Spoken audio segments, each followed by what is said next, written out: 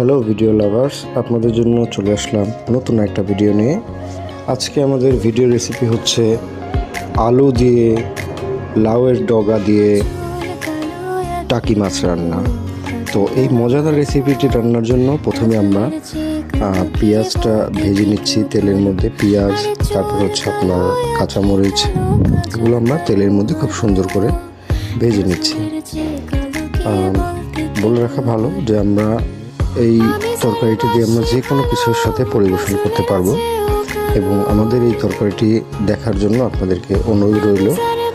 প্রথমে আমরা এই আলু ভেজে নিয়ে তারপরে একটু পানি দিয়ে দিলাম সামান্য, তারপর একটু নাড়াচাড়া করব যতক্ষণ পর্যন্ত এটা ভালোভাবে না হচ্ছে। এখন আমরা দিয়ে দিচ্ছি একটু মরিচের গুঁড়া, একটু যে যেরকম খান সেরকম মরিচের গুঁড়া দিবেন। তারপর দেবো হলুদের গুঁড়া, তারপরে দিয়ে দিলাম অল্প একটু ধনিয়ার গুঁড়া, লাস্টে দিয়ে দিলাম একটু জিরা, আনাম জিরা, যেগুলো গোটা গোটা জিরা।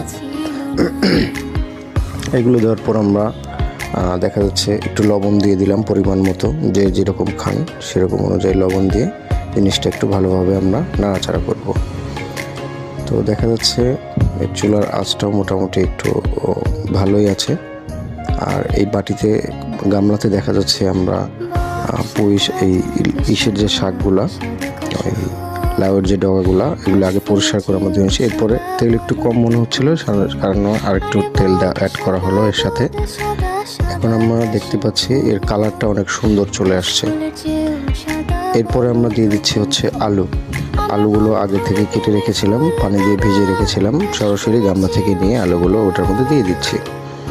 আলুগুলো কড়াইয়ের মধ্যে একসাথে দিয়ে দেওয়ার পরে আমরা কি করব, এই আলুগুলোকে আর ওই মশলা দিয়ে পেঁয়াজগুলোকে করার পরে একসাথে আমরা আরেকটু ছুরি দিয়ে নেড়ে নিব। দেখা যাচ্ছে কালারটাও কিন্তু বেশ চমৎকার আসছে। তো আমরা দেখতে পাচ্ছি আমাদের মাঝামাঝি রান্নার পর্যায়ে দেখা যাচ্ছে কি হোক। তো এই পর্যায়ে আমরা আরেকটু পানি অ্যাড করব। এখানে পানিটা অ্যাড করার পরে আমরা আরেকটু এটা নাড়াচাড়া করব। দেখা যাচ্ছে এটার কালারটা বেশ চমৎকার আসছে। আর একদম শেষ পর্যায়ে আমরা কি করলাম, এই যে ইসের ডাটাগুলো রাখছিলাম আমরা, লাউয়ের ডগাগুলো, এগুলো খুব সুন্দরভাবে মিশিয়ে দিলাম, এখানে উপর দিয়ে দিলাম।